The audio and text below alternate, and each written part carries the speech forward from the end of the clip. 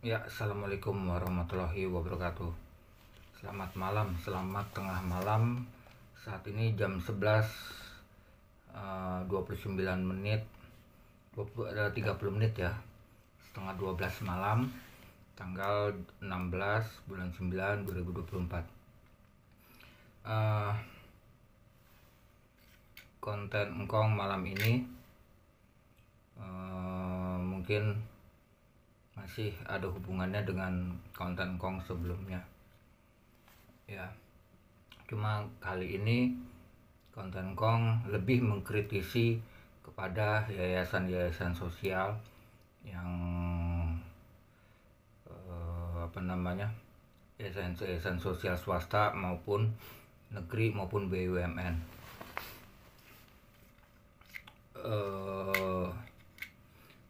Saya masih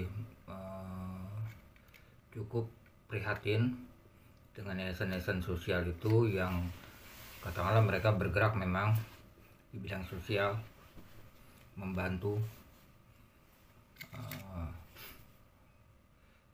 memberikan solusi kepada kaum duafa, kepada fakir miskin, kepada pokoknya orang-orang yang memang membutuhkan. Hanya saja ya, yang kau perhatikan dan pernah engkau survei, engkau eksperimen, engkau datangi dua yayasan, satu yayasan BUMN dan satu yayasan negeri ya, kalau tidak salah itu yayasan sosial negeri dan yayasan sosial BUMN. Engkau cuma pengen tahu, itu bentuknya survei ya, berarti engkau punya data, pengen tahu aja seperti apa birokrasi atau prosedurnya. Ternyata prosedurnya begitu menyulitkan bagi orang-orang yang memang sedang membutuhkan bantuan, membutuhkan pertolongan. Engkau ingin mengkritisi itu, engkau ingin memberikan saran kepada seluruh yayasan-yayasan sosial. Ya, ringankan prosedur atau birokrasinya. Andai kata engkau ngambil contoh, ya, engkau ngambil contoh aja. Ya, mereka tidak ber-KTP, katakanlah di DKI, ya. KTP dan kartu keluarganya ada di DKI, tapi mereka berdomisilinya katakanlah di Jawa Barat.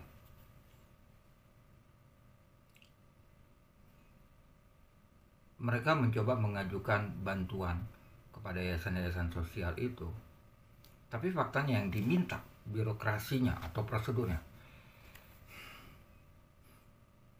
mereka harus cabut berkas KTP atau domisilinya dulu, KTP dan kartu keluarganya dulu yang di DKI untuk dipindahkan ke Jawa Barat. Atau yayasan-yayasan sosial maupun yayasan-yayasan sosial itu mengarahkan supaya meminta bantuannya ke alamat KTP dan alamat kartu keluarganya. Ya misalkan di DKI, berarti si pemohon bantuan ini harus datang ke DKI menurut alamat KTP dan alamat kartu keluarganya. Itu sangat memberatkan. Ya namanya kalangan duafa, kalangan miskin. Itu sangat memberatkan. Kenapa? Setidaknya transportasinya untuk menuju yayasan yang di DKI itu mereka harus mencari dari mana. Seperti itu.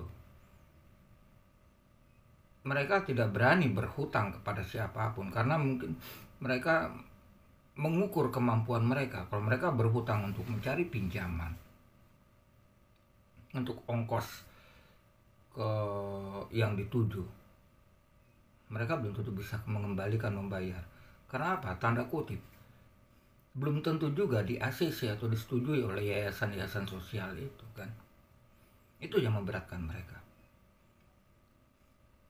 Itu satu ya. Itu hilangkan deh. Birokrasi atau prosedur seperti itu hilangkan. Ya. harapan engkong dan engkong mengkritisi kepada yayasan-yayasan sosial yang harapan engkong dan kritisi engkong kepada yayasan-yayasan sosial yang BUMN, negeri ataupun swasta, hilangkan prosedur itu. Itu justru malah memberatkan para pemohon bantuan yayasan-yayasan tersebut. Hilangkan prosedur atau birokrasi itu. Ya. Terusnya yang kedua, hilangkan juga harus memiliki surat pernyataan keluarga miskin. Itu untuk ngurus itu juga nggak mudah, butuh transportasi. Mereka harus ke RT, mereka harus ke RW yang belum tentu dikeluarkan oleh RT RW. Kenapa? Karena mereka hanya berdomisili di tempat, katakan di Jawa Barat itu, KTP dan kartu keluarganya masih KTP dan kartu keluarga DKI. Artinya RT atau RW belum tentu mau mengeluarkan surat pengantar pemberitahuan keluarga miskin, yang setelah surat pengantar misalkan dikeluarkan, ada RT atau RW-nya kebetulan punya hati nurani, dikeluarkan, berarti mereka harus lagi jalan menggunakan transportasi ke kantor kelurahan, untuk kantor kelurahan itu menerbitkan surat keterangan keluarga miskin. Itu juga memberatkan. Jadi dua hal itu, ya. Saran engkong kepada yayasan-yayasan sosial yang bergerak di bidang sosial, membantu menolong orang-orang yang memang membutuhkan, hilangkan dua prosedur dan dua birokrasi itu. Apakah tidak cukup dengan pihak yayasan survei aja langsung? Begitu si pemohon bantuan itu mendatangi kantor Anda, kantor kalian, dan menceritakan apa adanya, ya, dan memberikan alamat domisili, survei langsung lah, ya.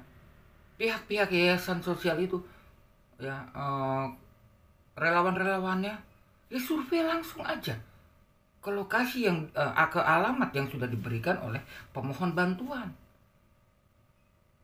Survei ke rumahnya, tanyakan kepada tetangganya, benarkah mereka ini adalah keluarga miskin yang membutuhkan bantuan. Dan tanyakan juga kepada RT RW di domisilinya mereka itu, benarkah mereka ini adalah keluarga miskin yang membutuhkan bantuan. Saya rasa itu mempermudah, meringankan, justru tidak memberatkan, pemohon bantuan. Ya. Tapi fakta yang terjadi adalah seperti itu. Engkau udah survei langsung, engkau eksperimen langsung. Engkau nggak akan sebutin, ya, minimal 2 yayasan sosial besar yang sudah go public, yang udah besar sekali di Indonesia ini, udah sangat terkenal. Satu yayasan sosial yang sifatnya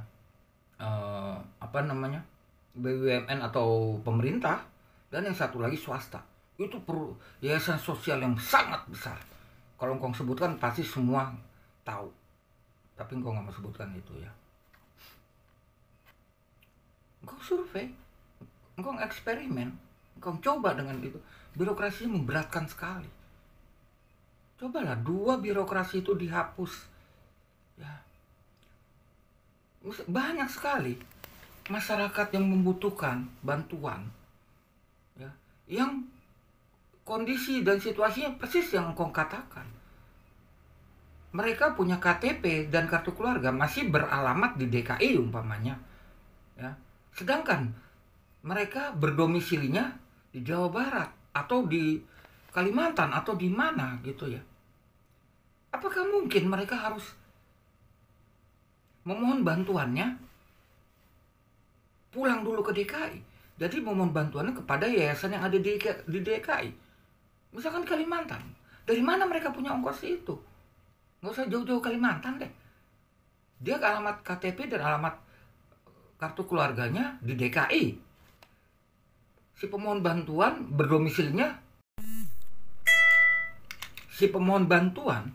berdomisilinya di Surabaya. KTP dan kartu keluarganya masih alamat DKI. Apa mungkin akhirnya mereka harus datang ke DKI memohon bantuannya kepada yayasan yang di DKI? Dari mana mereka punya ongkos? Orang mereka aja minta bantuan, terus ngutang aja dulu sama tetangga. Nggak semudah itu. Ngutang sama tetangga nggak semudah itu. Belum tentu mendapatkan hutangan pinjaman. Yang paling menyusahkannya apa lagi? Pemohon bantuan belum tentu bisa menggantinya. Kan bisa nanti kalau udah cair. Kan kalau di ACC oleh yayasannya cair bantuannya. Kalau enggak, itu gambling, ya kan? Itu memberatkan sekali, ya kan? Itu saran kau ngapus kebijakan, prosedur dan birokrasi yang seperti itu. Ya, itu kau ngeksperimen langsung loh. Kau nggak main-main, kau ngeksperimen langsung. Faktanya seperti itu. Kedua, hapuskan juga itu birokrasi yang harus mengurus surat keterangan keluarga miskin. Hapus juga lah. Karena situasi dan kondisinya juga akan sama dengan poin yang pertama. Kenapa? Di mana-mana rata-rata. Memang nggak semua mungkin ya, tergantung hati nurani ketua RT dan ketua RW-nya juga kalau itu sih ya. Tapi di mana-mana rata-rata. Seorang yang memiliki KTP dan kartu keluarga di DKI, sedangkan dia berdomisili katakanlah di Jawa Barat atau di Jawa Timur, di Surabaya, atau dimanapun itu, ya, untuk mengurus surat keterangan tidak mampu, keluarga miskin, itu tidak akan dikeluarkan oleh pihak RT sama RW, surat keterangan itu. Karena apa? Karena dia hanya berdomisili, sedangkan KTP dan kartu keluarganya di DKI. Jadi surat keterangan itu tidak akan dikeluarkan sama RT RW. Kan memberatkan sekali kan. Artinya memberatkan sekali bagi para pemohon bantuan. Ya kan? Itu juga hapus. Poin 2 ini hapus. Nggak usah seperti itulah. Hapus birokrasi seperti itu. Toh dengan tanpa birokrasi itu, keuangan tidak akan bocor kok. Tidak akan ada tipu. Asalkan saja para relawan yang ada di yayasan-yayasan sosial itu survei. Begitu si pemohon bantuan itu mendatangi kantor yayasan tersebut, ya, si yang menerima, karyawan yang menerima, catat alamatnya dari si pemohon bantuan, catat alamatnya, domisilinya di mana dicatat. Setelah itu survei langsung. Jadi nggak perlu ada 2 birokrasi tadi kan. Para relawannya survei langsung, besoknya atau hari itu juga kalau memang kebetulan bisa, langsung disurvei. Survei si pemohon bantuan rumahnya disurvei, survei kepada tetangga-tetangganya, wawancara, tanya, benarkah keluarga ini adalah keluarga pemohon bantuan ini adalah keluarga miskin yang memang harus dibantu. Kalau memang belum cukup, wawancara kepada tetangga-tetangganya, wawancarai juga RT RW domisili si pemohon ini. Saya rasa itu udah cukup. Itu tidak akan ada kebocoran keuangan. Terusnya tinggal dinilai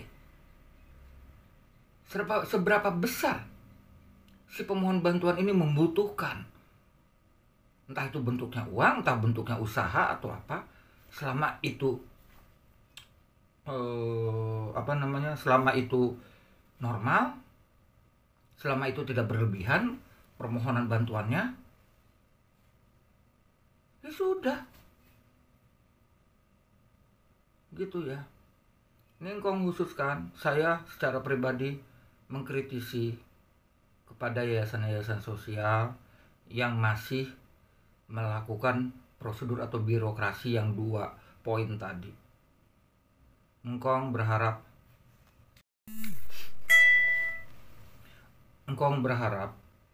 hapus tuh 2 poin. Kalau memang yayasan-yayasan sosial itu ingin menolong, ingin meringankan kesulitan pemohon bantuan yang memang mereka itu adalah keluarga miskin, keluarga prasejahtera, hapuskan birokrasi itu. Karena justru birokrasi itulah yang memberatkan mereka. Ya, dari sisi transportasi dan sisi ya birokrasinya itu. Kenapa? Yang kau tahu. Tadi ya poin di poin 2 ya. RT RW itu nggak akan mau mengeluarkan surat pengantar keterangan keluarga tidak mampu kalau dia hanya berdomisili di tempat itu, tapi alamat KTP dan kartu keluarganya masih beralamat di tempat lain. RT RW domisili itu tidak akan mau mengeluarkan. Itu memberatkan sekali. Gitu. Itu prosedur yang terlalu memberatkan. Kasihan gitu loh. Apalagi kalau sampai pihak yayasan sosial itu menyarankan coba ajukan aja ke alamatnya bapak atau alamatnya ibu yang menurut KTP dan kartu keluarga. Mereka ongkos dari mana? Ya, mereka tinggal berdomisili di Surabaya, alamat KTP-nya DKI, alamat kartu keluarganya DKI. Masa dari Surabaya harus ke DKI dulu? Ongkos dari mana mereka? Ya kan? Beberatkan sekali. Ini birokrasi yang enggak ini, akhirnya apa? Ya, maaf ya, ini engkau bicara analisa matematik aja ya. Akhirnya apa? Sekali lagi, analisa matematik engkong aja secara pribadi.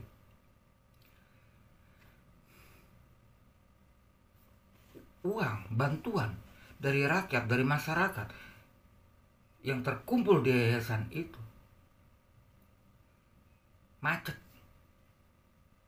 tidak benar-benar bisa tersalurkan dengan benar. Akhirnya ngumpul tuh di rekening yayasan itu. Akhirnya yayasan itu memiliki keuntungan bunga bank. Jatuhnya apa? Insya Allah walau alam bisawab ya. Mungkin engkong salah, mohon diralat, riba. Semakin terus terkumpul. Sedangkan penyalurannya tidak maksimal. Atau penyalurannya salah sasaran atau kurang tepat sasaran. Ya kan? Kenapa engkau bilang kurang tepat sasaran? Banyak faktor. Ya sudah nggak engkau ulas ya. Pasti banyak faktor. Jadi itu aja saran saya, saran engkau, hapus tuh 2 birokrasi tadi. Kalau memang benar-benar yayasan sosial itu murni ingin menolong, membantu, meringankan kesulitan-kesulitan orang yang memang dalam golongan keluarga prasejahtera, miskin, membutuhkan bantuan, bahkan mereka sudah mengajukan permohonan bantuan kepada yayasan-yayasan tersebut, yayasan-yayasan sosial itu. Ya, tolong hapuskan 2 poin tadi. Itu aja saran saya secara pribadi. Semoga ini didengar oleh yayasan-yayasan sosial, seluruh yayasan-yayasan sosial di Indonesia ini ya. Kalau memang kalian ingin melakukan kedermawanan, benar-benar lakukan kedermawanan. Jangan dibatasi oleh prosedur-prosedur dan birokrasi yang justru mempersulit pemohon bantuan, yang justru membuat gundah pemohon bantuan, yang justru memberatkan pemohon bantuan. Ringankan seringan-ringannya. ya. Seleksinya mudah, yang tadi Engkong bilang, cukup survei, catat alamat domisilinya, survei oleh para relawannya, survei keluarga itu, rumah itu, survei tetangganya, wawancara oleh tetangganya kepada tetangganya, dan wawancara juga kepada RT RW tempat si pemohon berdomisili. Saya rasa itu nggak akan ada kebocoran. Itu aja udah, ya. Itu aja saran dari saya yang bisa saya sampaikan. Ini saya Engkong berdasarkan, sekali lagi, Engkong mengatakan ini berdasarkan eksperimen Engkong langsung secara pribadi kedua yayasan yang paling besar. Tapi faktanya prosedur dan birokrasinya justru sangat memberatkan para pemohon bantuan. Jadi harapan Engkong hapuskan 2 prosedur dan birokrasi itu. Engkong yakin tidak akan ada kebocoran hanya kalau dilakukan dengan survei langsung, ya, tanpa melalui birokrasi 2 poin tadi. Itu tidak akan ada kebocoran. Itu aja yang bisa saya sampaikan khususnya untuk para pengurus, karyawan, relawan di yayasan sosial. Ya, itu aja. Dan ini insya Allah video juga akan Engkong sebar ke beberapa, ya udahlah, yang bersangkutan. Itu aja. Jadi mohon difikirkan kembali,